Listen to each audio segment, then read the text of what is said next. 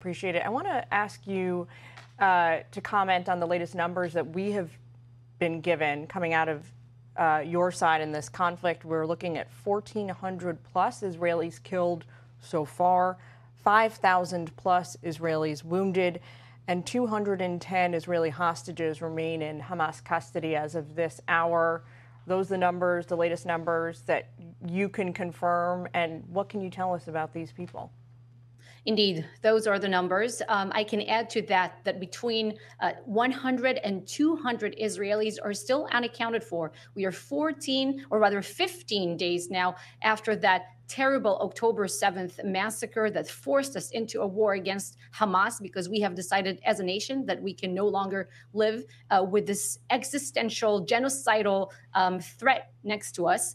And still so many people are unaccounted for. That means that they are either dead and their bodies are inside the Gaza Strip. Maybe these people were abducted by Hamas alongside with other 210 Israelis, or there is a chance that they are dead and their bodies are here in Israel, but are beyond recognition. We are still trying to identify some of the victims because, as your reporter just reported in very detailed description, they committed such terrible atrocities that it just very, very difficult to identify the victims. They turned people into ashes, children and babies, elderly included. That's what they did. Tal, if you look at the big picture in the region there, we've seen anti-Israeli, anti-American protests turn very violent at capitals across the Middle East. We've seen Hezbollah step up rocket launches across the border on behalf of Iran. Do you think there is a chance that we may yet see American boots on the ground inside Israel or Gaza? Is that something that the Israeli military would like to see? Well, first, we are grateful for any kind of support and all the support that we have been receiving from the United States, from President Biden and the American people. We're seeing sweeping bipartisan support in the U.S. Congress, and it's moral support and material support.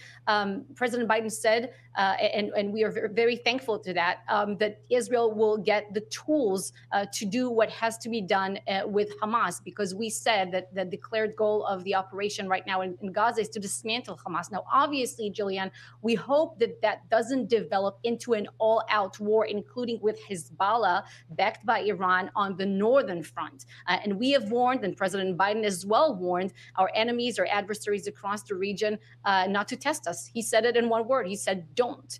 But if Israel is needed to act on more than one front, we will, of course, do it, because you know what? We have done this before in two other wars, in 1967 and 1973, and we won, because we know what it takes to survive in this neighborhood. The Jewish people, we've been around in our ancestral homeland for over 3,000 years, and we have developed very good instinct by now. And right now we're saying that in order to survive, Hamas can be no longer.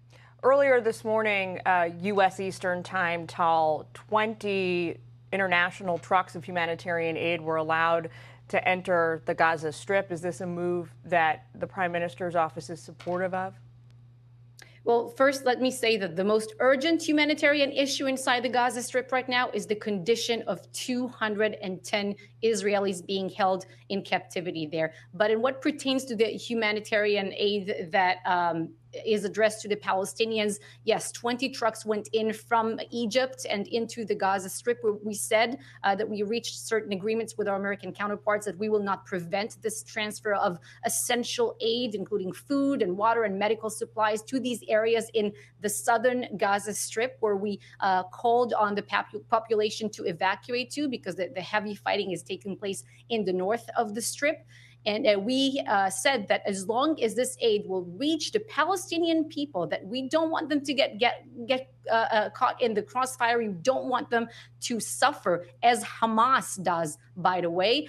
We will make sure that they will get this humanitarian aid. But this aid cannot end up in the hands of Hamas. That is our condition. Tal Heinrich, thank you very much for taking time with us today. We really appreciate it.